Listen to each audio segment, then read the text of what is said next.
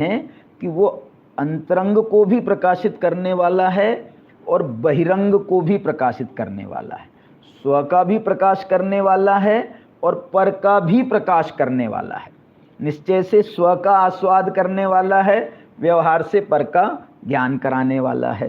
तो ऐसा जो है ये आत्मा का जो स्वरूप है, जिसकी 14वीं 15वीं गाथा में चर्चा की गई है, जो पश्चदी अपाणम के माध्यम से जो कहा गया है, उस आत्मा की महिमा करने की दृष्टि से इस कलश को आचार्य भगवान ने लिखा है। और मालूम, जयचंद जी साहब ने इसका जब भावार्थ लिखा है ना, तो एक पंक्ति का भावार्थ लिखा है उन्होंने। आचार्य देव ने इस कलश में प्रार्थना की है कि यह ज्ञानानंदमय एकाकार स्वरूप ज्योति हमें सदा प्राप्त रहो। देखो, आचार्य कह रहे रहो, रहो माने हमको पहले से प्राप्त तो है और अब अनंत काल तक हमको वो प्राप्त रहो, छूटे नहीं।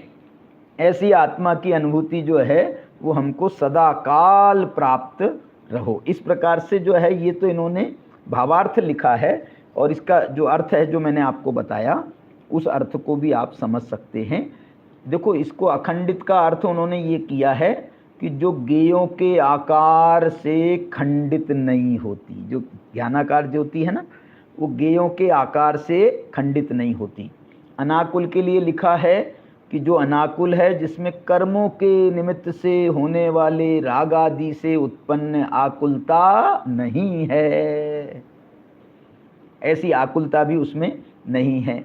और ज्वलद अनंत के लिए लिखा है इसमें, ज्वल अनंतम अंतः बहि ज्वलित ज्वलत, जो अविनाशी रूप से अंतरंग में और बाहर में प्रगट दैदीप्यमान है। अविनाशी रूप से माने अनंत, अनंत माने जिसका कभी अंत ना हो, ऐसा अनंत वो दैदीप्यमान है, जानने में आता है।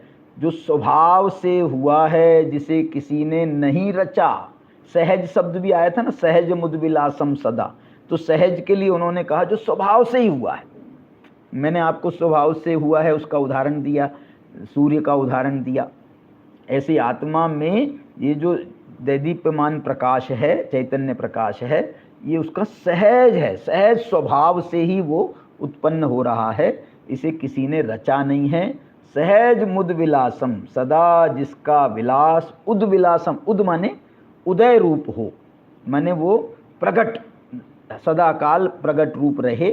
इस प्रकार से ये जो कलश है 14 नंबर का, इस कलश के माध्यम से आचार्य भगवान ने बहुत सुंदर आत्मा की भावना भाई है। श्रीमद् राजचंद्र का एक वचन है, आत्म भावना भावता जीव के लहे केवल ज्ञान रे। हो, आत्म भावना भावता जीव लहे केवल ज्ञान रे। आत्मा की भावना भाते हुए ये जीव केवल ज्ञान को भी प्राप्त हो जाता है। ऐसा ये सुंदर कलश यहाँ पर आया है, भावना से ओतप्रोत। इसकी अपन ने चर्चा की।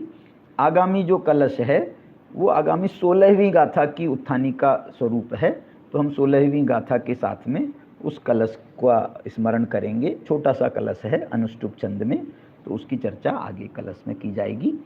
आज के जो कलश हमने पढ़ा है, इसका पुनः स्मरण करते हुए हम जो हैं आज की अपनी चर्चा को विराम देंगे।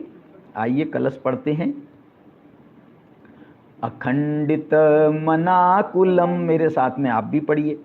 अखंडितम मनाकुलम ज्वलद मनंत मंतर बहि, मह परम मस्तु नः सहज मुद विलासम सदा। चिदुच्छलन निर्भरम सकल काल मालंबते, यदेक रस समुल्लसल लवण खिल्य लीलायितम। यदेक रस मुल्लसत लवण खिल्य लीलायितम। ऐसा ये कलश था, बहुत सुंदर कलश था। इसकी भावना हम अवश्य भाएं और ऐसी शुद्धात्मा की प्राप्ति हमको अवश्य हो। इस पवित्र भावना से अभी की बात को पूर्ण करते हैं। जय जिनेंद्र। यदि कर का क्या अर्थ होगा? यदेक रस